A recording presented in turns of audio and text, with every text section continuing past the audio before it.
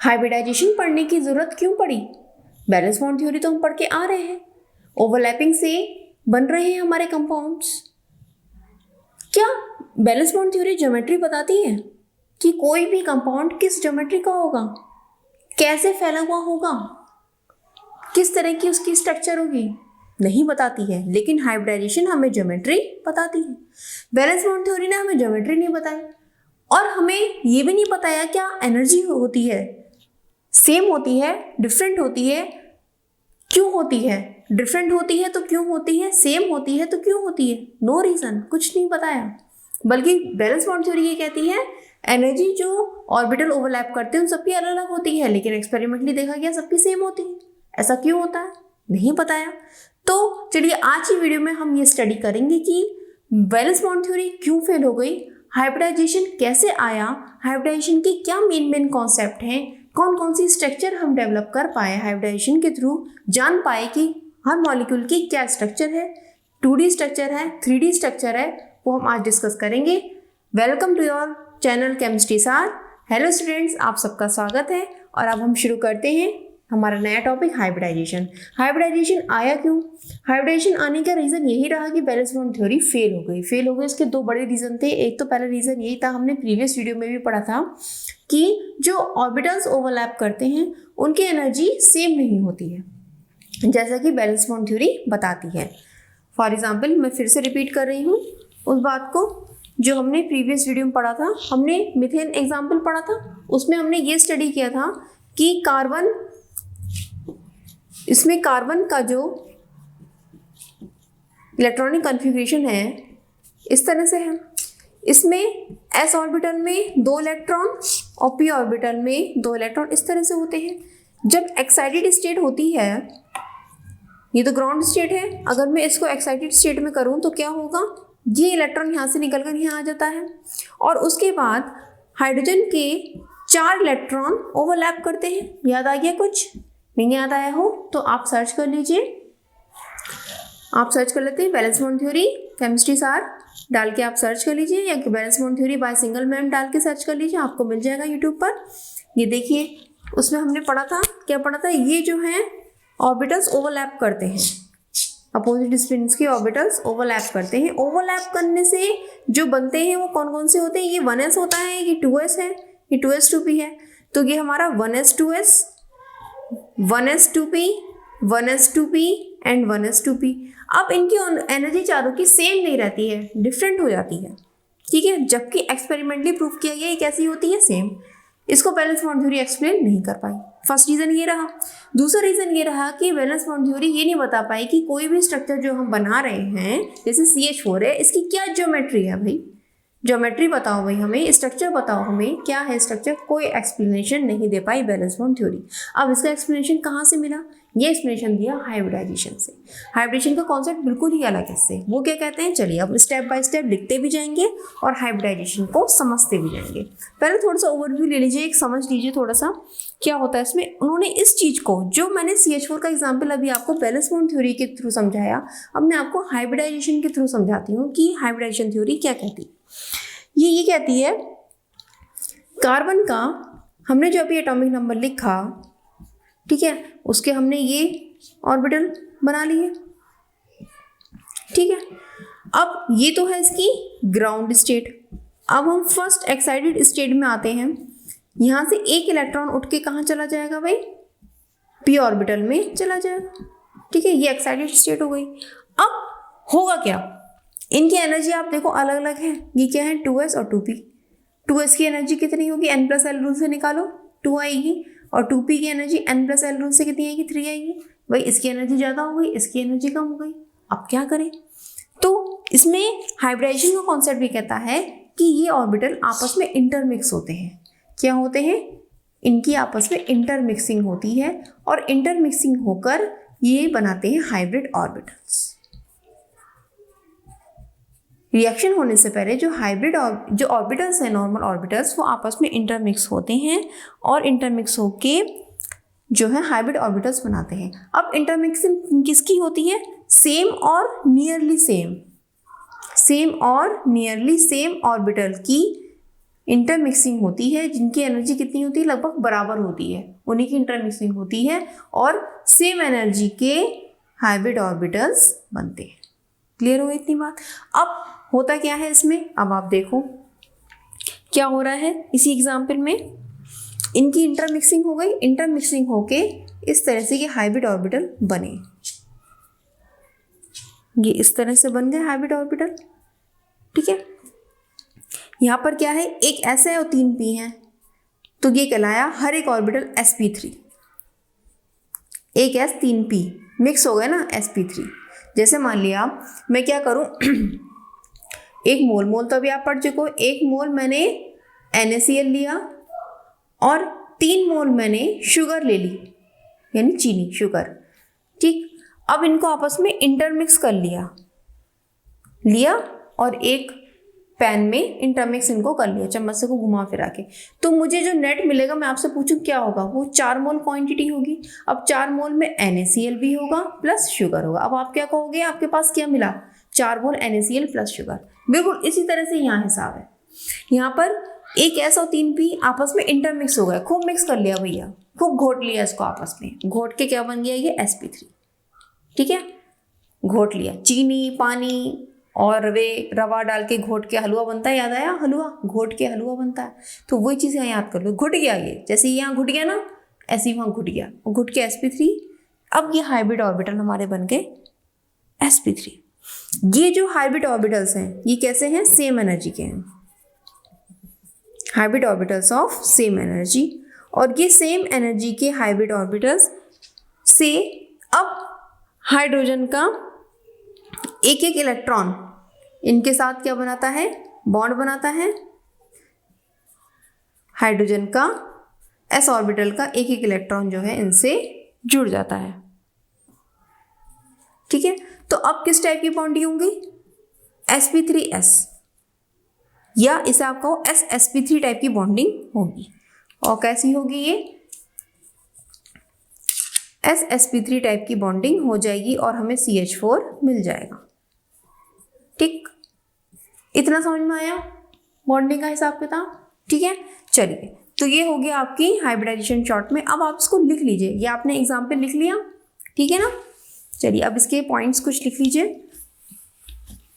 Points लिखते भी जाइए और समझते भी जाइए।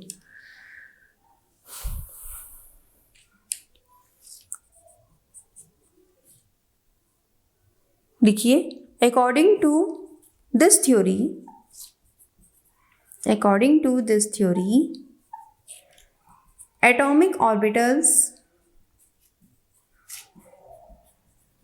atomic orbitals of same or nearly same energy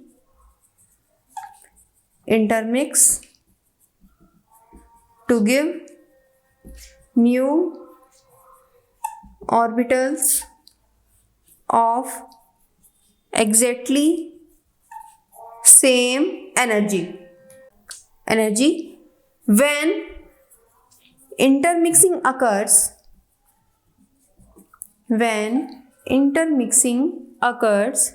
between orbitals of different energy orbitals of same energy are developed। अब इसके नीचे आप वो एग्जाम्पल लिख लीजिए जो मैंने अभी आपको लिखवाया था। ठीक है, अब नेक्स्ट सबसे इंपॉर्टेंट पॉइंट, ठीक है, ये तो थ्योरी हो गई आपकी। ठीक है, इसमें फर्स्ट पॉइंट ये था। अब सेकंड पॉइंट लिखिए इसके आगे, इतना तो आपको समझ में आ गया। चलिए, सबसे इंपॉर्टेंट, मोस्ट इंपॉर्टेंट पॉइंट अब ये जो मैं लिखवाने जा रही हूं। ठीक है, hybridisation of any compound, is responsible for its geometry. जो भी हाइब्रिडाइजेशन होगा किसी कंपाउंड का वो उसकी ज्योमेट्री के लिए रिस्पॉन्सिबल होगा। ठीक है, molecule acquired such type of geometry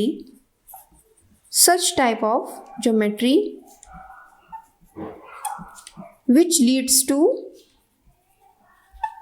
maximum stability। ये बहुत ही इंपॉर्टेंट पॉइंट है। वो कैसे, देखो कोई भी मॉलिक्यूल कैसे रहना चाहेगा, स्टेबल रहना चाहेगा, और स्टेबल रहने के लिए जिस टाइप की ज्योमेट्री उसको सबसे ज़्यादा स्टेबल करती है उस टाइप की ज्योमेट्री को वो गेन कर लेता है। ठीक है, किस टाइप की ज्योमेट्री ज़्यादा स्टेबल रहेगी उसको वो गेन कर लेता है। जैसे CH4 है, अभी हमने एग्जाम्पल पढ़ा था CH4, उसकी शेप आप कहो ऐसे क्यों नहीं होती है, ठीक है, उसकी शेप होती है टेट्राहेड्रल। टेट्राहेड्रल शेप कैसी होती है, कैसे समझोगे आप उसको? ये मैंने जो बनाया ये कैसी स्ट्रक्चर है, 2D स्ट्रक्चर है, जबकि टेट्राहेड्रल 3D स्ट्रक्चर होती है। 2D स्ट्रक्चर क्या, 90 डिग्री का एंगल हो रहा है यहाँ पे, ठीक है, प्लेन में रखा हुआ है इस तरह से। एक ये है, ठीक है, एक ये है, एक इस तरह से है, ठीक है, और एक इस तरह से है। ये तो हो गया प्लेनर स्ट्रक्चर। ठीक, अब मुझे ये बताओ ये ज़्यादा स्टेबल रहेगी या एक स्ट्रक्चर मैं आपको और दिखाती हूँ, इस पे गौर फरमाइए, date is tetrahedral 3D structure. यहाँ पर हर एक एंगल, ये देखिए आप, ये जो एंगल देख रहे हैं आप, ये 3D स्ट्रक्चर है, XY डायरेक्शन में, तीनों डायरेक्शन में है। ठीक,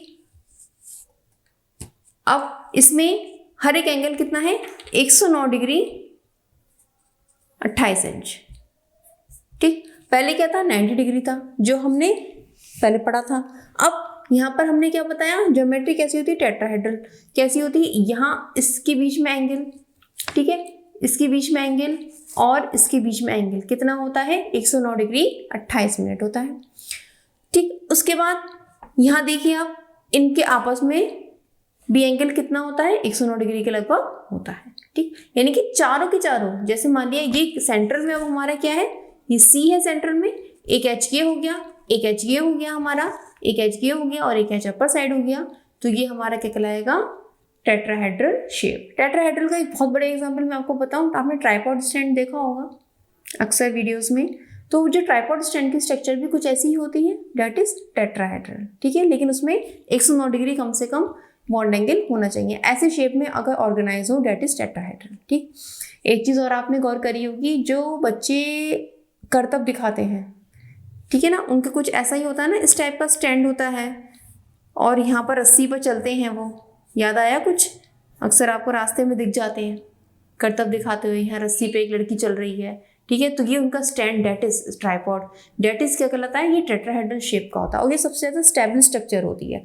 आप इस तरह से कोई भी चीज़ खड़ी कर दोगे स्टेबल रहेगी, ठीक है ना, तंबू भी गाड़ते हैं तो इस टाइप से गाड़ते नहीं गाड़ते हैं, डेट इज स्टेबल स्ट्रक्चर, तो डेट इज कॉल्ड टेट्राहेड्रल। तो CH4 की कैसी स्ट्रक्चर होती है, डेट इज टेट्राहेड्रल स्ट्रक्चर होती है।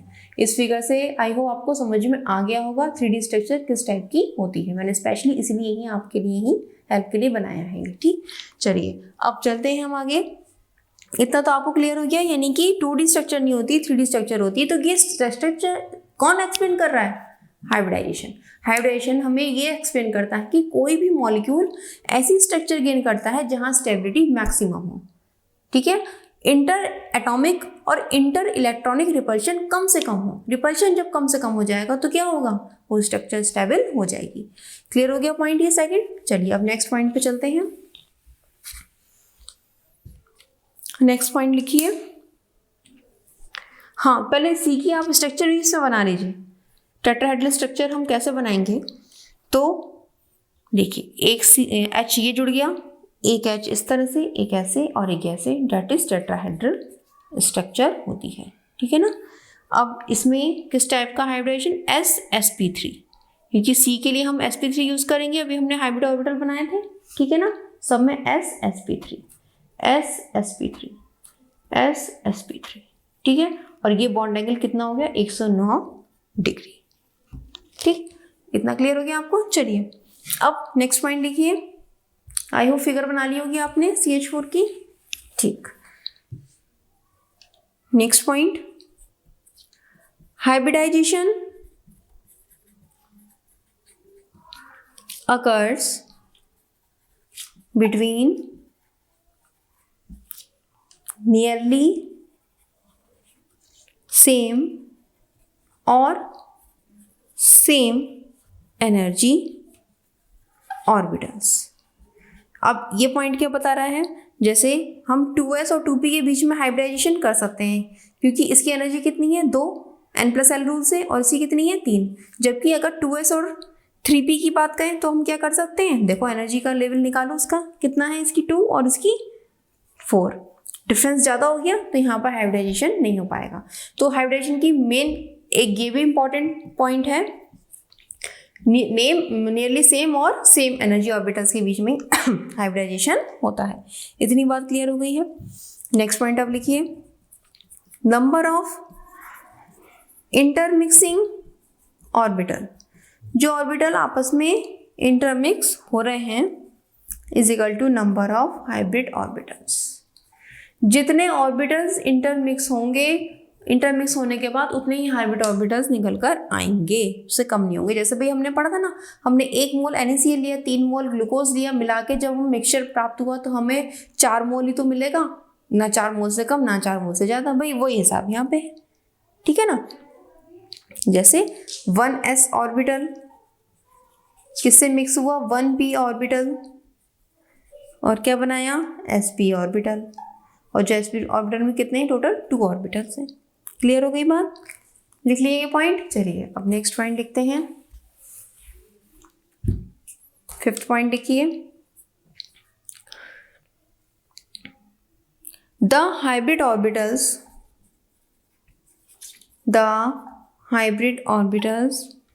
Are equivalent in energy and shape. ठीक है, जो हाइब्रिड ऑर्बिटल बनकर आएंगे उनकी एनर्जी और शेप सब एक जैसा होगा। Next point, the hybrid orbitals form stable bonds in comparison to pure atomic orbitals। जो प्योर एटॉमिक ऑर्बिटल्स होते हैं उनके कंपैरिजन में जो हाइब्रिड ऑर्बिटल्स होते हैं वो ज़्यादा स्टेबल बॉन्ड बनाते हैं। ठीक है ना, ज़्यादा स्टेबल बॉन्ड बनाते हैं क्योंकि उसमें इंटरमिक्सिंग हो जाती है और ज़्यादा स्टेबल बॉन्ड बनाते हैं क्योंकि वहाँ पर इलेक्ट्रॉन डेंसिटी कैसी होती है, सेम हो जाती है सब जगह। क्लियर हो गई बात। तो ये थे आपके मेन पॉइंट्स हाइब्रिडाइजेशन के। ठीक है, अब हाइब्रिडाइजेशन ने हमें ज्योमेट्री तो बता दी। जैसे मान लिया, अब देखो आप, मैं एक चीज़ बताती हूँ, ये तो होगा हाइब्रिडाइजेशन के पॉइंट, हम आराम से पढ़ लेंगे कितने टाइप के हाइब्रिड ऑर्बिटल्स बनते हैं, टाइप्स ऑफ हाइब्रिड ऑर्बिटल्स। ठीक है, अभी हम आगे पढ़ेंगे, चलो हम पढ़ लेते हैं पहले, उसके बाद ही हम आगे आपको जोड़ेंगे वेस्पर थ्योरी से। लिखिए, types of hybrid orbitals, sp किससे मिलके बनता है, s orbital plus 1p orbital, एक sp2, इसमें 1s 2p, sp3 ये 1s और 3p ऑर्बिटल्स है, sp3d इसमें एक s है, 3p है और एक d ऑर्बिटल है।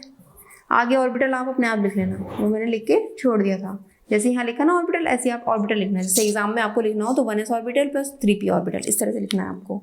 यहाँ 1s है, 3p है और 2 d ऑर्बिटल्स हैं। ठीक है, उसके बाद आता है sp3d3, 1s 3p और 3d ऑर्बिटल। ठीक है ना, तो इस टाइप के ऑर्बिटल इतने बनते हैं। अब आपके मन में क्वेश्चन होगा, ये जो बन रहे हैं हाइब्रिडाइजेशन हो रहा है, ठीक है ना, तो हाइब्रिडाइजेशन में जो ये हाइब्रिड ऑर्बिटल्स बन रहे हैं इनकी स्ट्रक्चर कैसी होती है, ज्योमेट्री कैसी होती है। ठीक है ना, तो अभी आप इसके बेसिक फंडे को समझ लीजिए। ठीक है ना।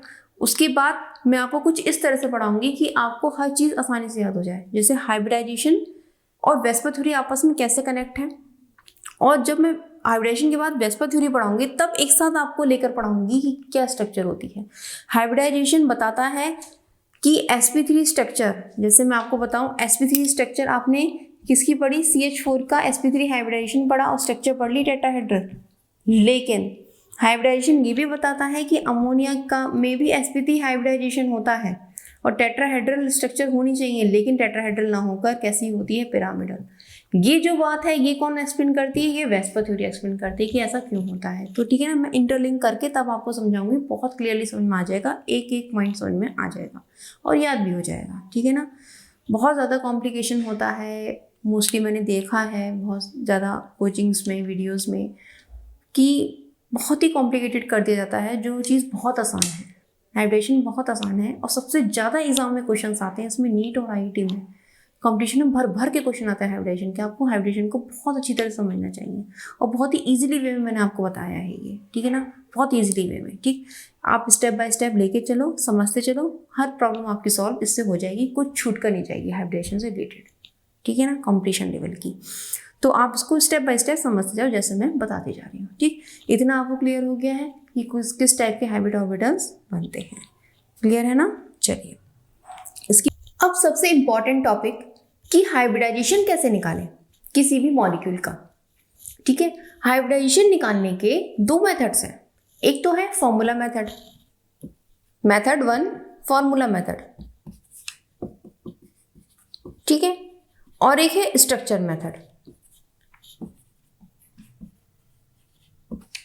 Method 2 structure method. सबसे पहले हम मेथड 1 पढ़ेंगे।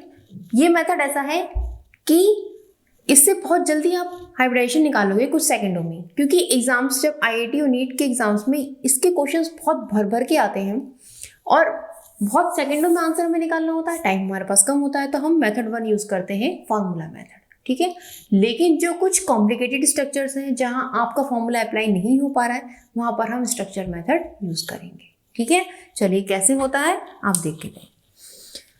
पहले इसका फॉर्मूला लिखते हैं, hybridization is equal to half number of valence shell electron on central metal atom plus number of monovalent atom minus charge on cation plus charge on anion. ये देखने में लंबा लग रहा है लेकिन बहुत ही आसानी से आप इससे हाइब्रिडाइजेशन निकाल लोगे। फॉर एग्जाम्पल, चलिए एग्जाम्पल भी ले लेते हैं। हमने लिया BeF2, क्या एग्जाम्पल लिया, BeF2।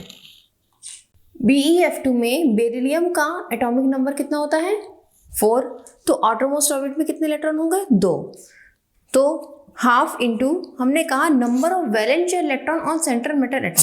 देखो यहाँ सेंट्रल मेटल एटम कौन सा होगा ये पहचानना हमें आना चाहिए, जो नंबर में कम होता है और ज़्यादा इलेक्ट्रोपॉजिटिव होता है। संख्या में सबसे कम बेरिलियम है और इलेक्ट्रोपॉजिटिव भी है फ्लोरीन से ज़्यादा। ठीक है, तो वो हमारा बन जाएगा सेंट्रल मेटल एटम।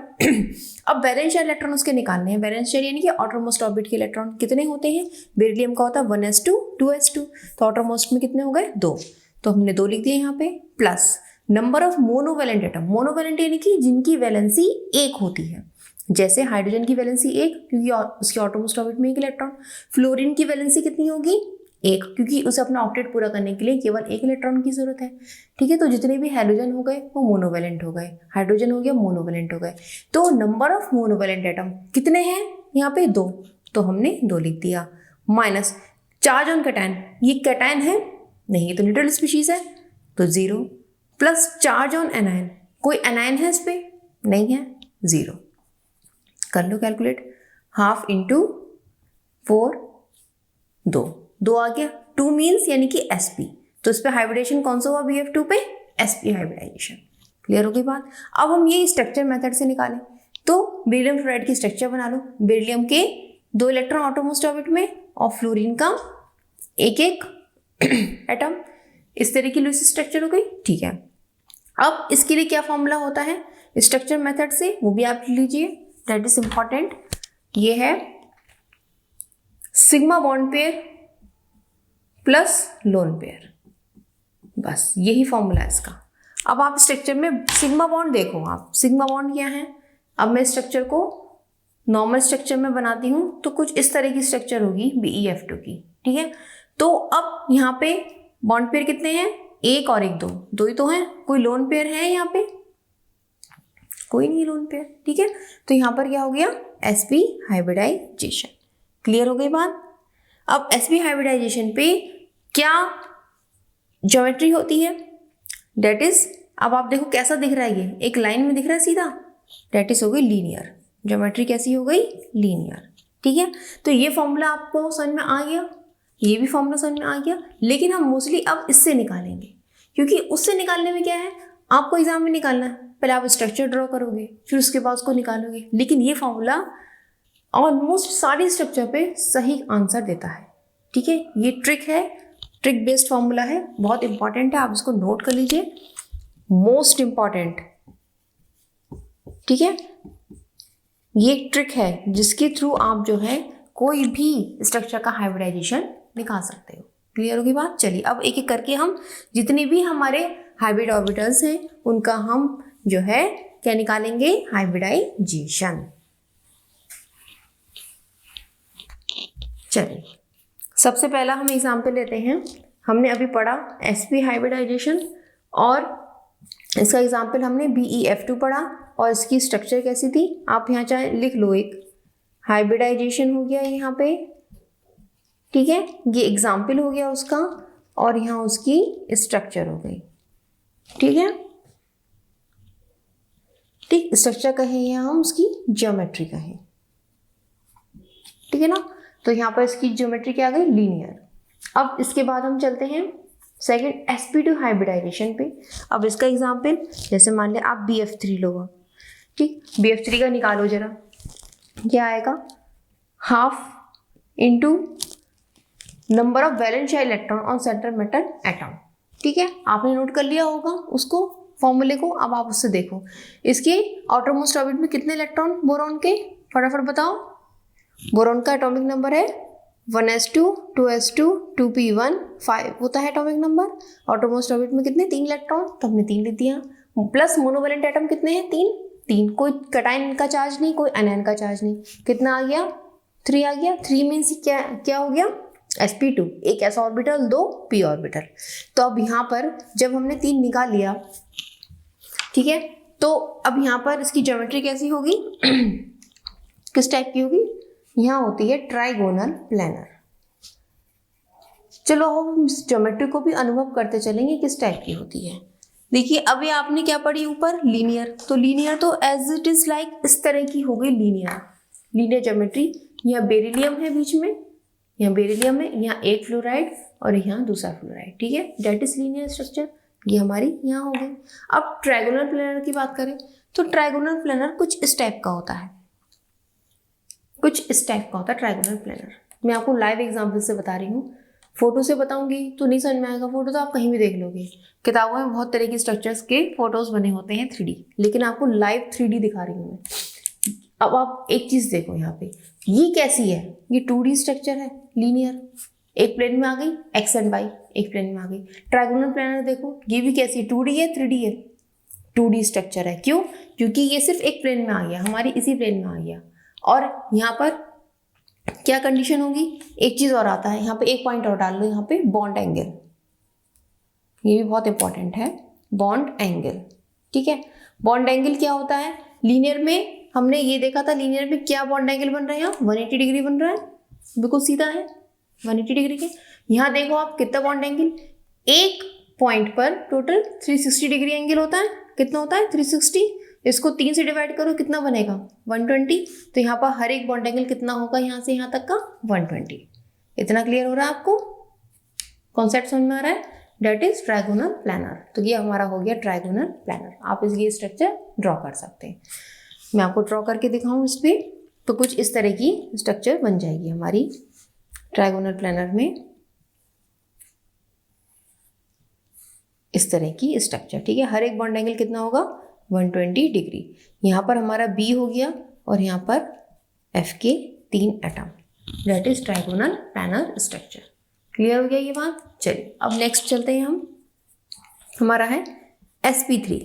sp3 के लिए फॉर एग्जाम्पल हमने पढ़ा भी था CH4 या CCl4। आप CCl4 ट्राई मारते हैं। चलिए अब इसका पहले हाइब्रिडाइजेशन निकालते हैं। हाइब्रिडेशन निकालने के लिए क्या है इसका formula, half number of वैलेंशियल electron on central metal atom. Carbon का वैलेंशियल इलेक्ट्रॉन कितने होते हैं, 4 होते हैं ऑटोमोस्ट ऑर्बिट में, प्लस अब चाहे मैं हाइड्रोजन लूँ या क्लोरीन लूँ, मोनोवेलेंट एटम है दोनों, मोनोवेलेंट है। और कितने हैं यहाँ, 4 हैं। 4 कितना आ गया, 4 आ गया। 4 का मतलब sp3 एक s ऑर्बिटल और 3 p ऑर्बिटल। क्लियर हो गई बात। अब यहाँ पर ज्योमेट्री कैसी होगी और बॉन्ड एंगल कैसा होगा, ये कैसे पता लगाएं। तो देखो आप इसमें ज्योमेट्री जो बनती है, हमने क्या बताया था आपको हाइब्रिडाइजेशन में कि कोई भी मॉलिक्यूल ऐसी ज्योमेट्री को गेन करता है जो सबसे ज़्यादा स्टेबल हो। तो यहाँ पर वो कौन सी ज्योमेट्री होती है, that is tetrahedral. That is tetrahedral geometry होती है। ठीक है और उसका बॉन्ड एंगल होता है 109 डिग्री 28 मिनट। ठीक है, ये इसका बॉन्ड एंगल हो गया। अब ये किस टाइप का होता है, ये देखो आप, टेट्राहेड्रल कुछ इस टाइप का होता है। किस टाइप का होता है, कुछ इस टाइप का। दिख रही है आपको स्ट्रक्चर, ये कार्बन है, यहाँ पे क्या है सिचुएटेड, कार्बन, यहाँ कार्बन हो गया। ठीक, और 4 Cl के एटम, एक एटम ये ऊपर चला गया। ठीक है, एक एटम ये आ गया, एक एटम ये आ गया और एक एटम ये आ गया।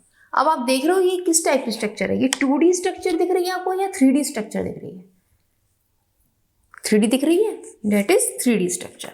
तो टेट्राहेड्रल कैसी होगी, 3D स्ट्रक्चर होगी। अब आप इसको इस तरह समझ सकते हो, ये तो एक मैंने बना के दिखाया आपको लाइव एग्जाम्पल के थ्रू। ठीक है, अब आप इमेजिन कर सकते हो, आपने ट्राइपॉड स्टैंड देखा होगा, ट्राइपॉड स्टैंड देखा है, तो उस ट्राइपॉड स्टैंड में आप ऊपर से एक और जो पाइप जा रहा होता है, बिल्कुल as it is like structure दिख रही है। लेकिन इसमें क्या होता है, एक चीज ध्यान रखनी है, यहाँ पर ये जो बीच के एंगल है ये कितने होते हैं, 109 डिग्री।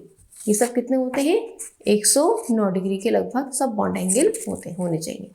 यहाँ से यहाँ तक कितना होना चाहिए, 109 डिग्री, तब वो कहलाएगी टेट्राहेड्रल स्ट्रक्चर। इतना क्लियर हो रहा है आपको, समझ में आ रही बात बेसिकली। ठीक है, तो ये तो हो गई हमारी टेट्राहेड्रल स्ट्रक्चर। ठीक है, अब इसमें हम इसको ड्रॉ करें तो किस टाइप से ड्रॉ करेंगे, जैसे ये हमारा कार्बन हो गया, एक क्लोरीन एटम ये, एक ये और एक ये, बॉन्ड एंगल कितना हो जाएगा, इतना हो जाएगा इन दोनों के बीच में। ठीक है, और ये पूरी स्ट्रक्चर क्या कहलाएगी, टेट्राहेड्रल स्ट्रक्चर। क्लियर हो गई बात। ठीक, तो ये हो गया आपका sp3 तक। अब नेक्स्ट चलते हैं। अब फोर्थ हमारा आता है sp3d। sp3d यहाँ पे 3 p ऑर्बिटल, एक s ऑर्बिटल और एक d ऑर्बिटल मिलकर sp3d हाइब्रिड ऑर्बिटल बनाते हैं। अब इसका एग्जाम्पल लेते हैं हम। ये एग्जाम्पल हो गया इसका PCl5। क्या हो गया, सबसे सिंपलेस्ट एग्जाम्पल PCl5। अब इसके लिए आप निकाल लो हाइब्रिडाइजेशन। कैसे निकालोगे, जैसे आपसे पूछा जाए what is the hybridization in PCl5, PCl5 में कौन सा हाइब्रिडाइजेशन है, तो आप फॉर्मूला लगा दो फटाफट, half number of वैलेंशियल electron on central metal atom. वैलेंशियल electron कितने हैं फास्फोरस के, फास्फोरस का कितना होता है एटॉमिक नंबर, ये नाइट्रोजन फैमिली का है और इसका एटॉमिक नंबर होता है 15। ऑटोमोस्ट ऑर्बिट में कितने हो गए, 5 हो गए। ठीक है, तो 5 हो गए, plus number of monovalent atom, कितने हैं मोनोवेलेंट, 5, कोई कैटायन नहीं कोई एनायन नहीं, कितना आ गया, 5 आ गया। 5 मीन्स क्या, sp3d। अब ज्योमेट्री कैसी होगी, जब 5 का नाम आता है तो ज्योमेट्री कैसी हो जाती है, ट्राइगोनल बाई पिरामिडल। अब ये किस टाइप की होती है, चलिए देखते हैं।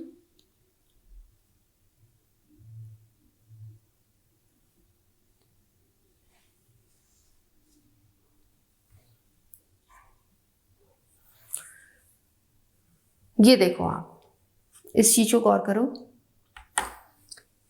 ये ट्राइगोनल है, 1 2 3 ट्राइगोनल है। अब मैं क्या करूं, इसके ऊपर एक एटम और इसके नीचे एक एटम, बात समझ में आ रही है? इसके ऊपर एक एटम और इसके नीचे एक atom, this structure, see this, that is called trigonal bye pyramidal.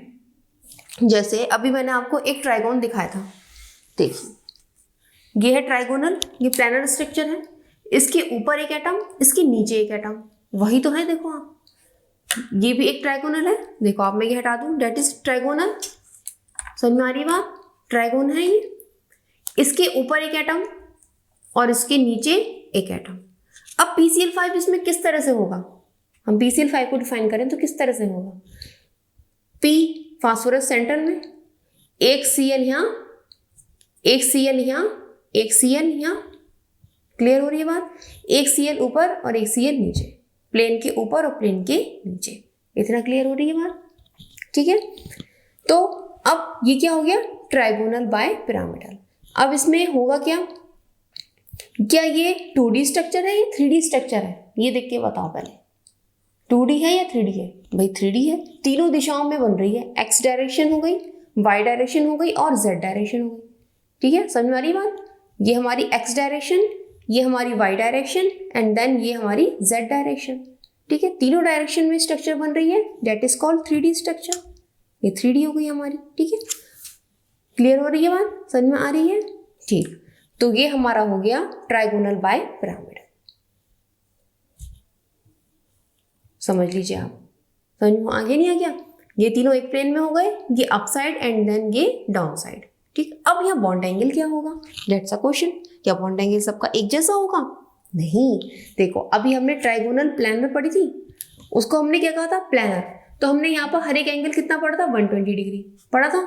तो इट मीन्स क्या, अगर मैं ये हटा दूँ और सिर्फ ये ट्राइगोनल हो तो यहाँ इन दोनों के बीच में बॉन्ड एंगल कितना होगा भाई, 120 होगा। ठीक है, तो एक बॉन्ड एंगल तो हमारा आ गया 120 डिग्री। देन अब इसके और इसके बीच में देखो आप बॉन्ड एंगल, ध्यान से देखो कितना दिख रहा है आपको, इसका और इसका बॉन्ड एंगल कितना दिख रहा है, देखो ध्यान से कितना दिख रहा है, यहाँ से देखो कितना दिख रहा है, 90 डिग्री दिख रहा है। यानी कि अपवर्ड और डाउनवर्ड जो हमारे एटम हैं उनसे सेंट्रल मेटल एटम का जो बॉन्ड एंगल है क्या है, 90 डिग्री। ठीक, यानी कि दो टाइप के बॉन्ड एंगल यहाँ हो गए, 120 डिग्री एंड 90 डिग्री। अब हम स्ट्रक्चर को ड्रॉ करते हैं, डेट इज दिस, ये हमारा P एंड ये Cl, एक नीचे एक ऊपर, कुछ इस टाइप की स्ट्रक्चर। ठीक है, या हम इसको ऐसे भी ले सकते हैं, इस तरह से कुछ इस टाइप की स्ट्रक्चर होगी। यहाँ बॉन्ड एंगल कितना होगा, ये पूरा ये सब 120 डिग्री होगा और यहाँ से यहाँ तक का ये होगा 90 डिग्री। इतना क्लियर हो रहा है नहीं हो रहा है? ये सब कैसे होंगे, 90 डिग्री। आगे बात समझ में। और यहाँ पर क्या हो गए, क्लोरीन एटम। ये हो गई हमारी ट्राइगोनल बाय पिरामिडल। क्लियर हो गया, बात समझ में आ गया आपको? चलिए, तो अब हमें इसकी स्ट्रक्चर बनानी है अच्छी सी, तो हम कैसे बनाएं,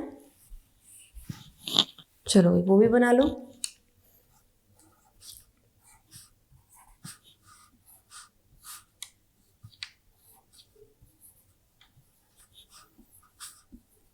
ठीक, ये हो गया 120 डिग्री एंगल, ये वाला हो गया 90 degree, that is called trigonal bipyramidal. ये आप ड्रॉ कर लो।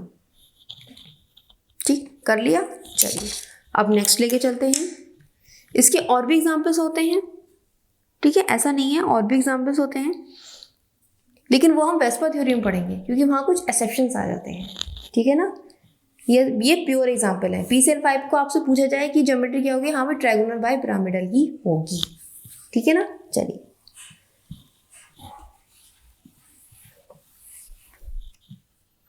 अब नेक्स्ट पॉइंट लिखिए, sp3d2। sp3d2। अच्छा, अभी जो हमने एक चीज पढ़ी थी आपको, sp3d, एक और ज्योमेट्री आती है DSP2। देखिए यहाँ कितने हाइब्रिड ऑर्बिटल लग रहे हैं, 5। यहाँ पे कितने हो रहे हैं, यहाँ 4 हो रहे हैं। अच्छा, हमने कि sp3 के बाद जो था एक ये भी आता है इसका फिनोमेना DSP2 का। ठीक, इसको हम पढ़ते हैं कहाँ पे, कोऑर्डिनेशन केमिस्ट्री में। जब हम कोऑर्डिनेशन केमिस्ट्री पढ़ेंगे तब वहाँ पर इस टाइप की ज्योमेट्री के बारे में डिस्कस करेंगे कि ये DSP2 आती कहाँ से है। ठीक है ना, तो अभी हम इसके बारे में डिस्कस नहीं करेंगे। अभी आप यही समझ लो, यही बेसिक अच्छी तरह से समझ लो, डेट्स इंपॉर्टेंट। जब हम कॉम्प्लेक्स कंपाउंड्स पढ़ेंगे, कोऑर्डिनेशन केमिस्ट्री पढ़ेंगे, वहाँ पर ये ज्योमेट्री बनकर आती है, वहाँ इसको डिस्कस करेंगे। इसलिए अगर कहीं भी ये दिया हो तो कंफ्यूज नहीं होना है। ठीक है, चलिए अब नेक्स्ट चलते हैं हम sp3d2। इसके एग्जाम्पल्स क्या होते हैं भाई, इसके एग्जाम्पल सबसे सिंपलेस्ट एग्जाम्पल SF6। अभी हम बहुत बेसिक लेके चल रहे हैं, सिंपलेस्ट लेके चल रहे हैं। ठीक है ना, कहते हैं ना आप आसान से कठिन की ओर जाओगे, इजी टू हार्ड तो अच्छा समझ में आएगा। तो that is simplest example SF6। अब इसकी ज्योमेट्री कैसे होगी, पहले हम हाइब्रिडाइजेशन निकालें। Half number of वैलेंशिया electron on central metal atom. वैलेंशिया electron कितने होंगे सल्फर के आउटरमोस्ट ऑर्बिट में, 6। मोनोवैलेंट एटम कितने हैं, 6। कितना आ गया टोटल हमारे पास, 6, यानी कि sp3d। अब 6 है, sp3d है, तो कैसी ज्योमेट्री होगी, डेट इज ऑक्टाहेड्रल। ऑक्टाहेड्रल, ठीक है। अब कैसा होता है ऑक्टाहेड्रल, वो कुछ ऐसा होता है, 1 2 3 4 5 6, डेट इज कॉल्ड ऑक्टाहेड्रल। ठीक, और इसमें हर एक बॉन्ड एंगल कितना होता है, 90 डिग्री। चाहे यहाँ से ले लो, चाहे यहाँ से ले लो, 90 डिग्री। अब भाई हम इसको कैसे फील करें, भाई कैसे फील करें, अब इसको फील करो आप लाइव एग्जांपल से। ये देखो, डेट इज ऑक्टाहेड्रल। आप ध्यान से देखो, यही स्ट्रक्चर बन रही है, ये सल्फर है, सेंटर में क्या है, सल्फर। इस तरह से देखो, डेट इज ऑक्टाहेड्रल। ठीक, सेंटर में क्या है, सल्फर। सल्फर के इधर एक फ्लोरीन, इधर फ्लोरीन, इधर एक फ्लोरीन और एक इधर फ्लोरीन। ठीक है, ये चारों फ्लोरीन ये हो गई जो मैंने अभी आपको बताई। ध्यान से स्ट्रक्चर को देखो और समझो कैसी है स्ट्रक्चर। सेंटर में sulphur, that is sulphur. 4 fluorine मैंने ये बनाए, 4 फ्लोरीन ये होगा, 1 2 3 4। ठीक है, एक अपवर्ड गई है फ्लोरीन, इसको मैं अलग रंग से दिखा देती हूँ जिससे कंफ्यूजन क्रिएट ना हो आप लोगों को। ये अपवर्ड डायरेक्शन में गया फ्लोरीन, एक ये गया फ्लोरीन, तो वो ये हो गया। देखो आप, एक फ्लोरीन के अपवर्ड और ये डाउनवर्ड। समझ में आ रही है ऑक्टाहेड्रल स्ट्रक्चर, क्लियर हो रही है इससे, कोई कंफ्यूजन तो नहीं, कोई कंफ्यूजन तो नहीं, समझ में आ रहा है ना बच्चों। अच्छा ठीक है, अब उसके बॉन्ड एंगल समझते हैं। अब आप इसी स्ट्रक्चर को देखकर ध्यान से बता दो क्या बॉन्ड एंगल दिख रहा है आपको। ये कुछ इस टाइप का लग रहा है। पहले हम छोटी क्लास में एक हम स्क्वायर बनाया करते थे, उसके सेंटर पॉइंट से इस तरह से हम जोड़ दिया करते थे। ठीक है ना, अब इसमें पूछा जाता है कि आप बताओ क्या एंगल बनेगा। अब भाई चूंकि स्क्वायर है तो एंगल क्या बनेगा, यहाँ पे 90 डिग्री बनेगा। याद आ रहा है कुछ, छोटी क्लास में हम पढ़ते थे। तो ये वही तो है, कुछ अलग चीज़ थोड़ी ना। तो देखो यहाँ पे ये 90 डिग्री एंगल, ये 90 डिग्री, ये वाला 90 डिग्री और ये वाला भी 90 डिग्री। ठीक है, अब यहाँ से देखो आप ध्यान से, ऊपर से ऐसे देखो, यहाँ से कौन सा एंगल दिखाई दे रहा है आपको, 90 दिख रहा है। यहाँ से देखो कैसा दिख रहा है, 90 दिख रहा है, 90 दिख रहा है, डेट इज 90 डिग्री। समझ में आ गई बात आपको, डेट इज 90 डिग्री। ये हो गया हमारा ऑक्टाहेड्रल। आई होप आपको कॉन्सेप्ट क्लियर हो गया होगा। बॉन्ड एंगल यहाँ पर कितना आएगा, एक जैसा सब 90 डिग्री। क्लियर है, ठीक है। चलिए अब आगे चलते हैं। नेक्स्ट पॉइंट हमारा आ गया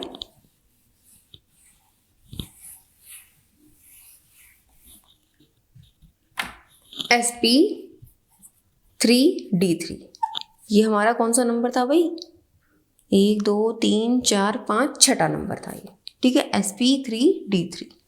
ठीक, अब इसका एग्जाम्पल क्या होता है, IF7।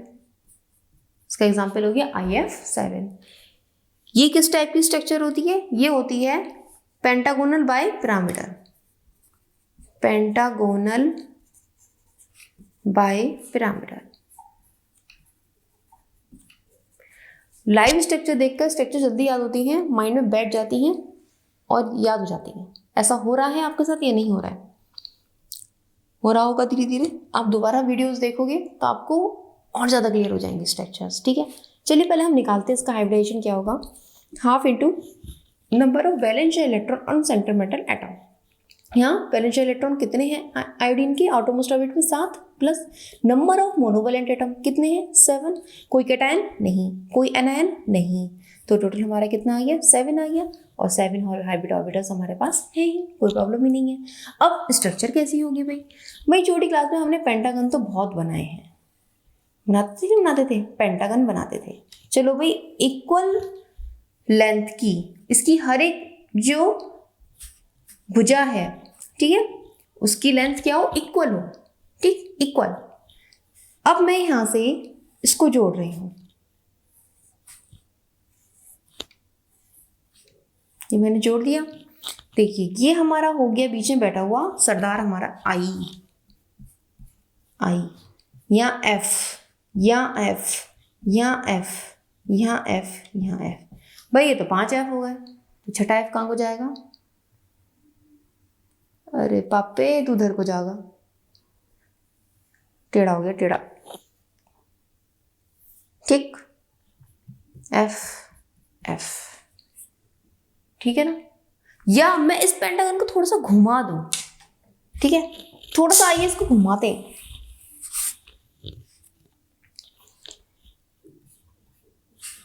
ये हमारा हो गया आई, एक एफ, एक एफ, ठीक है, थोड़ा सा मैंने इसको घुमा दिया।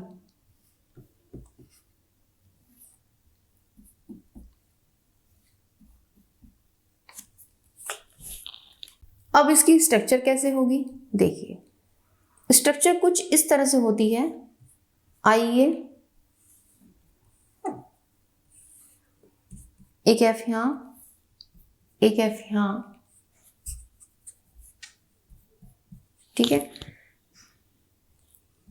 एक एफ ये, एक ये, एक ये, एक ये और एक ये। अब आप कहोगे भाई हमें तो समझ में आ नहीं रही कि किस तरह से है ये। चलो देखो इसको लाइव एग्जांपल से समझो। भाई छोटी क्लास में हम पेंटागन तो बनाते थे, ये वही पेंटागन है, देखो कुछ लग रहा है इस टाइप का पेंटागन।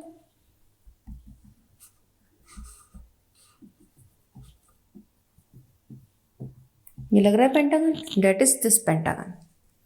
ये देखो आप, that is pentagon, wow pentagon, ठीक है। इसमें 5 हैं, 1 2 3 4 5, डेट इज पेंटागन, ठीक है। अब इस पेंटागन के एक अपवर्ड डायरेक्शन में है और एक डाउनवर्ड डायरेक्शन में है, डेट इज कॉल्ड पेंटागन। एक अपवर्ड डायरेक्शन में और एक डाउनवर्ड डायरेक्शन में, ठीक है ना। तो अब इसमें बिल्कुल इसी तरह से आप देखो, ये हो गई हमारी पेंटागोनल बाय पिरामिडल। पेंटागन बन रहा है यहाँ पे, ये सेंट्रल एटम आई हो गया, यहाँ पे आयोडीन हो गया, 5 फ्लोरीन इस तरह से पेंटागन की शेप में जुड़े हुए हैं, एक फ्लोरीन अपवर्ड और एक फ्लोरीन डाउनवर्ड, ठीक है। Pentagonal bipyramidal. देखो पिरामिडल नाम क्यों दिया गया, ऊपर भी एक पिरामिड बन रहा है, नीचे की ओर भी एक पिरामिड बन रहा है। देखो यहाँ भी एक पिरामिड सा बन रहा है, आप देखो इस तरह से स्ट्रक्चर को इमेजिन करो, पिरामिड बन रहा है कि, और यहाँ भी एक पिरामिड बन रहा है। तो ये कैसी स्ट्रक्चर हो गई, ऑब्वियसली 3D स्ट्रक्चर है भाई ये, ठीक है ना। अब यहाँ बॉन्ड एंगल क्या होगा, अब देखो पेंटागन जब भी आपने बनाया होगा छोटी क्लास में तो बॉन्ड एंगल क्या रहता है, यहाँ एक सेंटर पॉइंट पे बॉन्ड एंगल कितना होता है 360 होता है। 5 हमें खींचनी है भुजाएं, तो हमारी कितना हो जाएगा 72 हो जाएगा। हर एक एंगल कितना होगा 72, तो यहाँ पर हर एक एंगल कितना होता है 72 डिग्री होता है। क्लियर हो गई बात। तो ये पेंटागन की बात हो रही है, पेंटागन के हर एक आर्म का जो एंगल होता है इन दोनों के बीच का कितना होता है 72 डिग्री होता है, यहाँ से यहाँ, यहाँ से यहाँ 72 डिग्री, ठीक। अब बात हो रही है यहाँ से, अब ये जो अपवर्ड डायरेक्शन में है एक फ्लोरीन एटम, इसका इससे कितना एंगल होगा ये बताओ, ये वाला एंगल कितना होगा, कितना दिख रहा है आपको इस स्ट्रक्चर में, देखो कितना दिख रहा है आपको 90 डिग्री लग रहा है। ऐसे यहाँ से देखो कितना दिख रहा है 90 डिग्री दिख रहा है, तो यहाँ से बॉन्ड एंगल कितना हो गया भाई 90 डिग्री। तो 2 टाइप के बॉन्ड एंगल हो गए, एक तो हो गया 70 डिग्री और एक हो गया 90 डिग्री। ये कॉन्सेप्ट क्लियर हुआ नहीं हुआ, इनके आपस में 72 डिग्री और यहाँ से 90 डिग्री, क्लियर। तो ये हो गया आपकी हाइब्रिडाइजेशन। हर एक स्ट्रक्चर को लाइव एग्जाम्पल से समझ लिया आपने। आई होप अच्छी तरह से आपको समझ में आ गया होगा। ठीक है, तो हाइब्रिडाइजेशन थ्योरी हमें ये बताती है कि हर एक मॉलिक्यूल का क्या स्ट्रक्चर है, ज्योमेट्री है, उसमें आपस में क्या बॉन्ड एंगल बन रहा है। लेकिन अब क्वेश्चन ये आता है, जब हाइब्रिडाइजेशन क्या सारे कंपाउंड्स की ज्योमेट्री को एक्सप्लेन कर पा रही है? That's a question. क्या सारे कंपाउंड्स की ज्योमेट्री को एक्सप्लेन कर पा रही है? तब इसके लिए सोचा गया और देखा गया नहीं, सारे कंपाउंड की ज्योमेट्री एक्सप्लेन नहीं कर पा रही। बहुत सारे कंपाउंड्स की ज्योमेट्री कुछ अलग होती है। जैसे फॉर एग्जाम्पल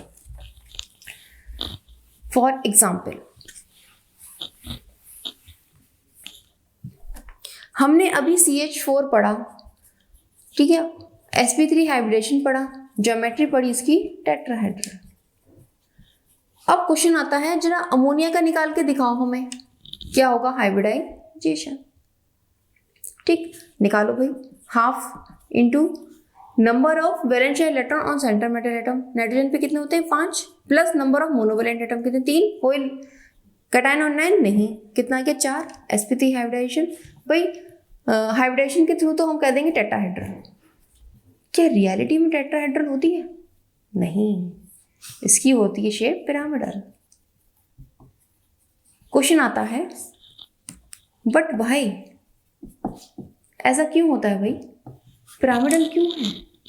एक और एग्जांपल लेते हैं इसको प्रूव करने के लिए। H2O लो आप, H2O में sp3 हाइब्रिडाइजेशन कैसे कैलकुलेट करो, half into number of valence electron on centre metal atom, oxygen centre metal atom, valence electron 6 है, plus number of monovalent atom कितने हैं 2, कोई कैटायन नहीं कोई एनाइन नहीं, कितना है कि 4, sp3 हाइब्रिडाइजेशन हो गया। अब sp3 के हिसाब से टेट्राहेड्रल शेप होनी चाहिए, जैसा कि हमें हाइब्रिडाइजेशन में हमने पढ़ा है, लेकिन एक्चुअल में टेट्राहेड्रल नहीं होती, that is bend. Question why, ऐसा क्यों होता है? ये एक्सप्लेनेशन हाइब्रिडाइजेशन थ्योरी नहीं दे पाई, ये एक्सप्लेनेशन कौन देती है? VSEPR theory. तो भाई ऐसा क्या हो गया इसमें कि इनकी स्ट्रक्चर ही बदल गई। भाई ऐसा क्या हो गया, देखते हैं ऐसा क्यों हुआ। देखो, ये अमोनिया और ये वाटर। अमोनिया की स्ट्रक्चर कुछ ऐसी होती है। अमोनिया के कितना होता है, अमोनिया का, अमोनिया में नाइट्रोजन का एटॉमिक नंबर 7, ठीक है, आउटरमोस्ट ऑर्बिट में 5, 1s2 2s2 2p3, ठीक है, 5 हो गए। अब जब 5 है तो 3 ने तो इसके साथ बॉन्ड बना लिया हाइड्रोजन के साथ, एक लोन पेयर बचा रह गया, यानी कि 2 इलेक्ट्रॉन बचे रह गए एक लोन पेयर की फॉर्म में, ठीक है। अब देखो, हमने आपको हाइब्रिडेशन का एक दूसरा फॉर्मूला भी बताया था, bond pair sigma bond pair plus lone pair. अब लगा लो, यहाँ भी क्या बता रहा है हाइब्रिडाइजेशन, सिग्मा बॉन्ड कितने 1 2 3 प्लस लोन पेयर कितना 1 4, ये भी sp3 बता रहा है।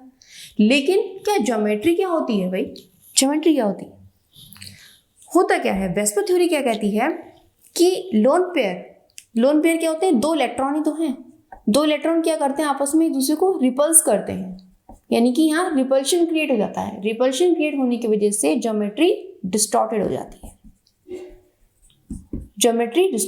क्योंकि लोन पेयर रिपल्शन होता है, जिसकी वजह से ज्योमेट्री डिस्टॉर्टेड हो जाती है, और जिसकी वजह से इसकी ज्योमेट्री टेट्राहेड्रल ना रहकर पिरामिडल हो जाती है। ये लोन पेयर क्या करते हैं, भागना चाहते हैं एक दूसरे से दूर, रिपल्शन करते हैं, तो क्या करते हैं ये बॉन्ड पेयर को सिकोड़ देते हैं, जो कि फैला हुआ होता है इसको सिकोड़ देते हैं और एक पिरामिड की फॉर्म में ये आ जाता है। और लोन पेयर यहाँ आराम से ज़्यादा जगह घेरते हैं। लोन पेयर को हमेशा ज़्यादा जगह चाहिए होती है, क्योंकि उनमें सबसे ज़्यादा एनर्जी होती है, सबसे कम स्टेबल होते हैं और एक दूसरे को रिपल्स करते हैं, जिसकी वजह से ये स्ट्रक्चर सिकोड़ के कैसी जाती है, पिरामिडल हो जाती है। क्लियर हो गई बात, एक लोन पेयर होने की वजह से। अब H2O की बात करते हैं।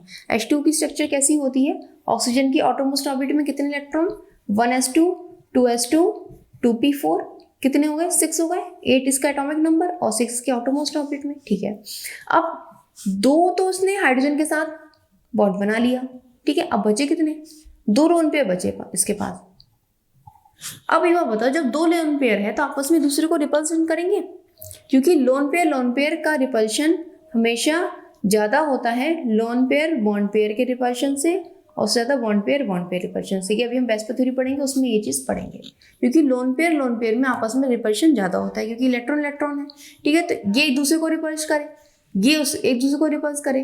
तो जो ज्योमेट्री हमारी आनी चाहिए थी टेट्राहेड्रल, वो आकर क्या आती, बेंट, एक बेंट हो जाती है, यानी कि झुकाव आ जाता है, बेंट हो गई, बेंट जैसी लग रही है, बेचारे मुड़ गए दोनों हाइड्रोजन। क्यों? यहाँ भी रिपल्शन हो रहा है, यहाँ भी रिपल्शन हो रहा है, ठीक है, वो उसको दूर भगा रहा है, ये इसको दूर भगा रहा है, तो एक बेंट ज्योमेट्री आ जाती है। तो ये क्या है, that is distortion in geometry. Distortion in geometry, जिसकी वजह से इनकी स्ट्रक्चर कुछ अलग ही बन के आती है, that is called shape and not geometry. ये कहलाती है वेस्पर थ्योरी। एक चीज और समझनी है यहाँ पे, ज्योमेट्री और शेप में क्या डिफरेंस है। नेक्स्ट क्वेश्चन हमारा यही आता है, what is the difference between geometry and shape। ठीक, अभी आपने इसका लाइव एग्जांपल देखा क्या? अभी मैं CCl4 की बात करूं और इसकी ज्योमेट्री एंड शेप की। CCl4 में sp3 हाइब्रिडाइजेशन है, ज्योमेट्री टेट्राहेड्रल है और शेप भी कैसी है इसकी, टेट्राहेड्रल। लेकिन अगर मैं अमोनिया की बात करूं, हाइब्रिडाइजेशन sp3 है और sp3 हाइब्रिडाइजेशन के थ्रू जो हमारा शेप ज्योमेट्री आती है वो क्या आती है, टेट्राहेड्रल।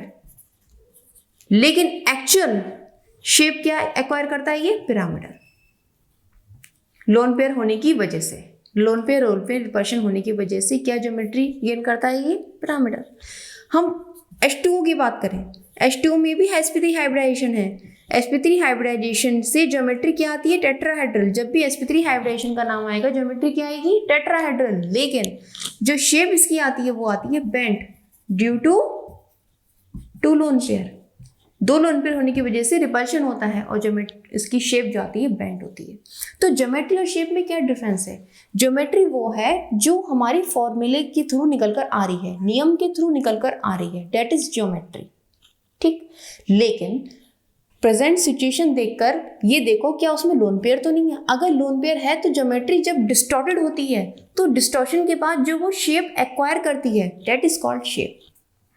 फिनोमेना क्लियर हो रहा है? बच्चे बहुत ज़्यादा कंफ्यूज हो जाते हैं ज्योमेट्री एंड शेप में, और इसी के बेस पर वो जो कंपटीशन के एग्जाम्स होते हैं उसमें जो क्वेश्चंस आते हैं IIT और नीट में, उसमें इसी टाइप के क्वेश्चन बहुत आते हैं कंफ्यूज करने के लिए बच्चों को। इसकी ज्योमेट्री बताओ आप, इसकी शेप बताओ आप, तो वहीं गलती कर जाते हैं। इसलिए यहाँ पर मैं उस चीज़ को क्लियरिफाई कर रही हूँ कि दोनों में बहुत डिफरेंस होता है।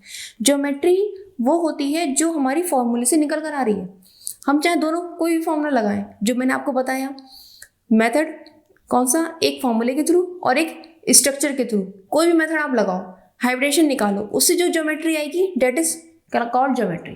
ठीक है, हाइब्रिडेशन से जो ज्योमेट्री आती है, जैसे sp3 का नाम है टेट्राहेड्रल, sp2 का नाम है ट्राइगोनल प्लेनर, sp का नाम है लीनियर, sp3d ट्राइगोनल बाइपिरामिडल। तो वो क्या है, ज्योमेट्री है। लेकिन लोन पेयर होने की वजह से जो ज्योमेट्री में डिस्टॉर्शन होता है और उस डिस्टॉर्शन के कारण जो वो मॉलिक्यूल एक स्ट्रक्चर एक्वायर करता है उसे हम बोलते हैं शेप, कि वो किस शेप में ढल चुका है, वो कहलाती है उसकी शेप। जो डिस्टॉर्शन के बाद आती है दैट इज कॉल्ड शेप, और ये होती है पिरामिडल एंड बेंट। CCl4 के केस में geometry is equal to shape. अब ये कंफ्यूजन यहां से क्लियर करो, CCl के केस में geometry is equal to shape, but NH3 के केस में geometry is not equal to shape. H2 के केस में geometry is not equal to shape. इतना क्लियर हो गया? दैट इज बेसिक, यहां आपको समझना जरूरी है। इतना क्लियर हो गया, नहीं हो गया? ठीक, तो यही चीज है कि ऐसा क्या हुआ, डिस्टॉर्शन हुआ और ज्योमेट्री बदल गई। ये चीज क्लियर करिए अब आपको वेस्पर थ्योरी। नेक्स्ट लेक्चर में हम वेस्पर थ्योरी पढ़ेंगे, वहां पर कुछ एक्सेप्शंस लेकर आएंगे, नई नई चीजें लेकर आएंगे, क्या क्या स्ट्रक्चर एक्वायर करता है वो सब लेकर आएंगे। बहुत इंपॉर्टेंट है, आप जरूर देखिए, बेसिक को समझिए, बहुत ईजी है। एग्जाम्पल इतने ईजी हैं, आसान, इतना आसान है निकालना, उसको आप कुछ सेकंडों में निकाल लोगे कि कैसे किस तरह से ज्योमेट्री डिस्टॉर्टेड हुई और क्या उसने शेप एक्वायर करी। ठीक है ना, हम नेक्स्ट वीडियो मिलते हैं। आपको वीडियो हेल्पफुल लगा हो तो आप शेयर कीजिएगा फ्रेंड्स को, ताकि उनकी भी हेल्प हो सके। नेक्स्ट वीडियो मिलते हैं, तब तक आप पढ़ते रहिए। All the best.